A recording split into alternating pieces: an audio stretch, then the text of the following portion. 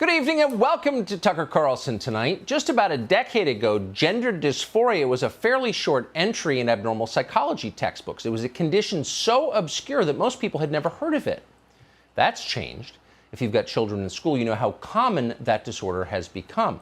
In some places, a third of girls in a given class identify as a gender other than the one on their birth certificates. Most of them probably don't mean it.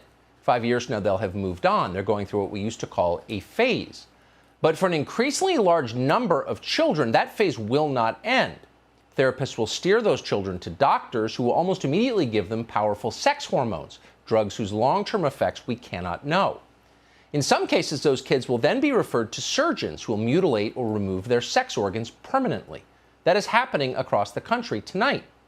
We rarely talk about the details of any of it. It's all good, we're told. It's part of a vital, long overdue process of personal liberation, and if you stand in the way or ask too many questions, you are evil. Okay. But before we accept that version of the story, it is fair to ask, what are the details of the process exactly, and what are the consequences of it? This weekend, to its great credit, the news show 60 Minutes asked those questions in a surprisingly unflinching way. Anchor Leslie Stahl interviewed patients who had suffered from gender dysphoria and asked them a simple question: what happened next? Here's a woman called Grace Lindinsky Smith explaining what she went through after she went to her doctor to treat her disorder. Watch.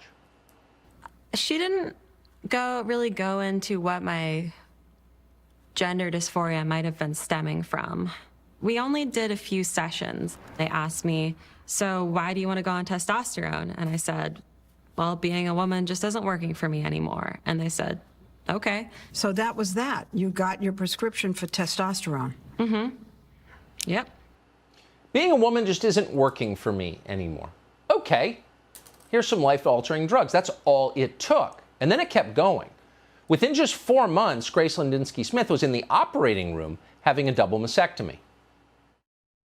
Just 4 months after she started testosterone, she says she was approved for a mastectomy, what's called top surgery, that she told us was traumatic.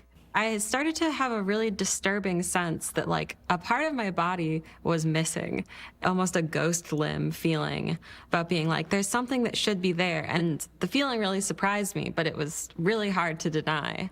And so she detransitioned by going off testosterone, and then went back to the clinic, and she says complained to the doctor that the process didn't follow the WPATH guidelines. I can't believe that I transitioned and detransitioned, including hormones and surgery, in the course of like less than 1 year. It's completely crazy. It's completely crazy. Yes, it is. It is completely crazy. It's also reckless and cruel and totally unethical. And yet in the newly politicized atmosphere of American medicine, it is routine. Another person who spoke to 60 Minutes, a man identified as Garrett, told Leslie Stahl that doctors rushed him into a sex change operation. After just 3 months of taking female hormones, they castrated him. Garrett from Baton Rouge, Louisiana, went from taking hormones to getting his testicles removed, he says, in just 3 months, whereas the current guidelines call for continuous use for a year. I had never really been suicidal before until I had my breast augmentation, and about a week afterwards, I wanted to, like, actually kill myself. Like, I had a plan and I was gonna do it, but I just kept thinking about, like, my family to stop myself. It kind of felt like, how am I ever gonna feel normal again like other guys now? 3 months to castration, and then a week after the surgery, he wanted to kill himself. Now that makes sense, and yet it is the precise opposite of what activists claim, the opposite of the justification for these procedures in the first place. If you ask questions about the wisdom of gender reassignment surgery, you will be accused immediately of pushing the vulnerable towards self-harm. But in fact, there's quite a bit of evidence of the opposite. Gender reassignment surgery and chemical castration cause depression and exacerbate mental illness. This is known. Just 5 years ago, a study by the Obama administration found no positive health benefits from this so-called treatment. In a 2016 document called the Proposed Decision Memo for Gender Dysphoria and Gender Reassignment Surgery, Obama officials concluded that, quote, Based on a thorough review of the clinical evidence available at this time, there is not enough evidence to determine whether gender reassignment surgeries improve health outcomes for Medicare beneficiaries with gender dysphoria, end quote. So why wasn't there enough evidence? Well, the Obama administration found that many sex change patients were, quote, lost to follow-up. Why is that? Many of those patients apparently had killed themselves. Researchers in Sweden found the same thing. After 10 years of study, the Swedes concluded that people who underwent sex reassignment surgery were 19% more likely to commit suicide.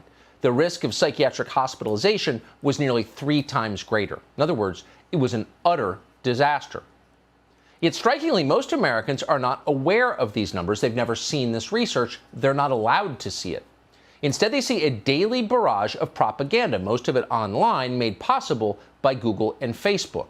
That propaganda has a very specific effect, as intended. Watch. How many of you feel that you were blindly affirmed? I didn't get enough pushback on transitioning. I went for 2 appointments, and after the second one, I had my letter to go get on cross-sex hormones. 2 visits? That's it? All 4 tell us they learned about transitioning on the internet, where there are transformation videos on YouTube, trans influencers, and forums.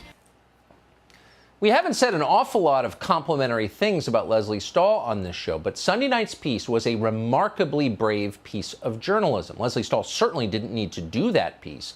She did it anyway. Good for her. And she's being punished for it now. Within minutes of that broadcast, the usual liars were accusing Leslie Stahl and the people she interviewed of committing an act of violence. Their crime, telling the truth.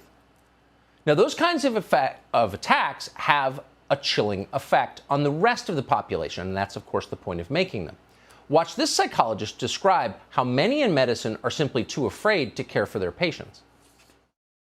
Do you have conversations with your colleagues about this whole area of accepting what young people are saying too readily? Yes, everyone is very scared to speak up because we're afraid of not being seen as being affirming or being supportive of these young people or doing something to hurt the trans community. But even some of the providers are trans themselves and share these concerns. We're afraid to speak up because we don't want to be seen as not affirming young people in their decision to have these surgeries and to take these life-altering drugs. These young people, how young are we talking about? At what age do we have to respect their personal decision to, say, undergo chemical castration? Well, last year, Joe Biden answered that question. He suggested that children as young as 8 can change their sex. The idea that an 8-year-old child or a 10-year-old child decides, I decided I want to be transgender. That's what I think I'd like to be. It'll make my life a lot easier. There should be 0 discrimination. So as we said at the outset, things are moving awfully fast, and most people have no idea what the details are. So it seems worth spending some time, as 60 Minutes did over the weekend, talking to people who've actually been through this process.